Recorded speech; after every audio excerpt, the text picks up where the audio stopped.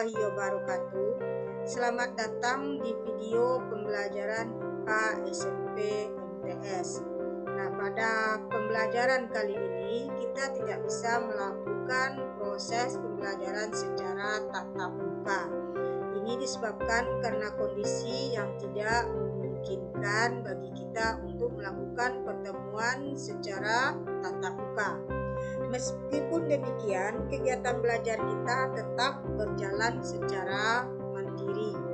Nah, sebelum memulai pembelajaran ini, sebaiknya kita mengawali dengan berdoa terlebih dahulu. Pada pertemuan kali ini, kita akan membahas tentang organ penyusun sistem reproduksi pada pria dan spermatogenesis. Adapun kompetensi dasarnya adalah menghubungkan sistem reproduksi pada manusia dan gangguan pada sistem reproduksi dengan penerapan pola hidup yang menunjang kesehatan reproduksi. Sedangkan tujuan pembelajaran kita pada hari ini adalah yang pertama, mengidentifikasi organ-organ penyusun sistem reproduksi pada pria.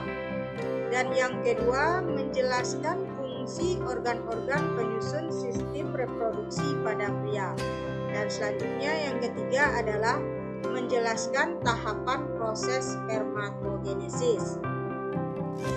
Baiklah, sekarang kita bahas satu persatu organ penyusun daripada alat sistem reproduksi pria ini.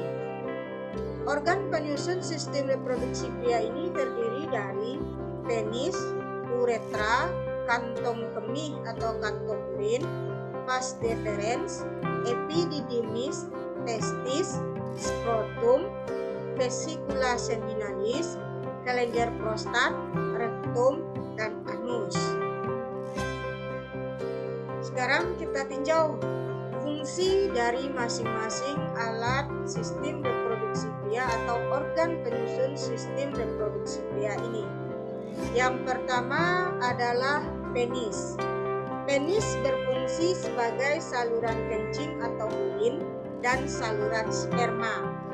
Yang kedua, terdapat skrotum, di mana skrotum ini berfungsi untuk menjaga suhu testis. Dan yang ketiga adalah testis. Testis terdapat dalam skrotum, di mana testis ini berfungsi untuk memproduksi sperma dan hormon testosteron. Yang keempat, epididymis. Epididymis merupakan saluran yang keluar dari testis, yang fungsinya tempat penyimpanan sperma sementara. Dan yang kelima adalah vas deferens. Vas deferens berfungsi menghubungkan epididymis dengan uretra. Dan yang keenam adalah uretra. Uretra terdapat dalam penis yang berfungsi sebagai saluran keluarnya sperma dan urin. Yang ketujuh adalah kelenjar vesicula seminalis, terletak di belakang kantong kemih, yang fungsinya adalah menghasilkan zat-zat yang diperlukan untuk perkembangan sperma. Dan yang kedelapan adalah kelenjar prostat. Kelenjar prostat terletak di bawah kantung kemih, berfungsi sebagai penghasil cairan yang bersifat basah. Dan terakhir yang kesembilan adalah kelenjar Cowper. Kelenjar Cowper ini terletak di bawah kelenjar prostat, di mana kelenjar Cowper ini fungsinya adalah menghasilkan lendir dan cairan yang bersifat basah. Selanjutnya, organ penyusun sistem reproduksi pria ini bisa kita bedakan atas dua macam. Yang pertama adalah alat reproduksi bagian luar, di mana alat reproduksi bagian luar ini terdiri dari penis dan skrotum. Sementara yang keduanya adalah alat reproduksi dalam. Nah, alat reproduksi bagian dalam ini terdiri dari testis, saluran sperma, kelenjar reproduksi yang terdiri atas vesicula seminaris, kelenjar prostat, dan kelenjar Cowper. Selanjutnya, tanda bahwa sistem reproduksi pria ini telah matang adalah keluarnya cairan mani dari penis di saat tidur yang disebut dengan mimpi basah. Mimpi basah terjadi karena pematangan sperma di dalam testis. Sperma yang telah diproduksi ini dikeluarkan melalui vas deferens, kemudian berada dalam cairan yang diproduksi oleh kelenjar prostat. Proses pembentukan sperma ini disebut dengan spermatogenesis. Nah, bagaimanakah proses pembentukan sperma yang terjadi dalam testis? Simak tayangan berikut ini. Proses spermatogenesis atau proses pembentukan sperma pada pria. Proses ini diawali dengan pembentukan sperma pada tubulus seminiferus yang terjadi secara bertahap, di mana sel induk sperma atau spermatogonium yang bersifat diploid atau 2N mengalami pembelahan secara mitosis, membentuk spermatosit primer. Selanjutnya, spermatosit primer mengalami pembelahan secara meiosis tahap 1 atau meiosis 1, membentuk dua spermatosit sekunder yang bersifat haploid atau N.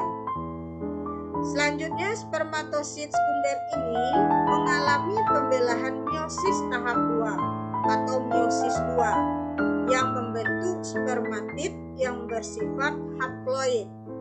Dan akhirnya spermatid mengalami diferensiasi atau perkembangan sehingga membentuk 4 sel sperma atau spermatozoa yang matang.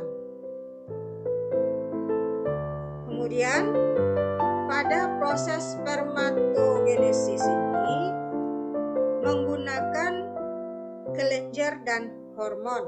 Nah, kelenjar-kelenjar yang terdapat pada organ reproduksi pria ini terdiri dari yang pertama adalah vesicula seminalis atau kantong semen, di mana kelenjar ini menghasilkan cairan yang pekat berwarna kuning, mengandung makanan yang merupakan sumber energi untuk pergerakan sperma. Kemudian yang kedua adalah kelenjar prostat. Kelenjar prostat ini merupakan kelenjar penghasil semen terbesar, bersifat encer dan berwarna putih, berisikan massa makanan untuk sperma. Dan yang ketiga adalah kelenjar Cowper. Kelenjar ini terdapat di sepanjang uretra, berfungsi mensekresi cairan lendir bening yang menetralkan cairan urin yang bersifat asam yang tertinggal pada uretra. Sementara sperma itu terdiri dari bagian-bagian yang pertama adalah kepala. Kepala ini merupakan nukleus yang mengandung DNA. Dan yang kedua adalah leher yang mengandung mitokondria yang merupakan energi pada sperma. Sementara hormon-hormon yang mempengaruhi proses spermatogenesis ini antara lain yang pertama adalah FSH. FSH ini dihasilkan oleh hipofisa anterior, di mana hormon ini nanti berfungsi memacu pertumbuhan sperma. Yang kedua adalah LH. LH dihasilkan oleh hipofisa anterior. Hormon ini berfungsi merangsang sel-sel interstisial atau sel Leydig untuk mensekresi hormon testosteron. Dan yang ketiga adalah hormon testosteron, di mana hormon testosteron ini dihasilkan oleh testis. Hormon ini berfungsi merangsang perkembangan organ seks primer dan mendorong spermatogenesis. Selain itu, juga mempengaruhi perkembangan alat reproduksi dan ciri kelamin sekunder seperti tumbuhnya bulu dan kumis dan dada menjadi bidang.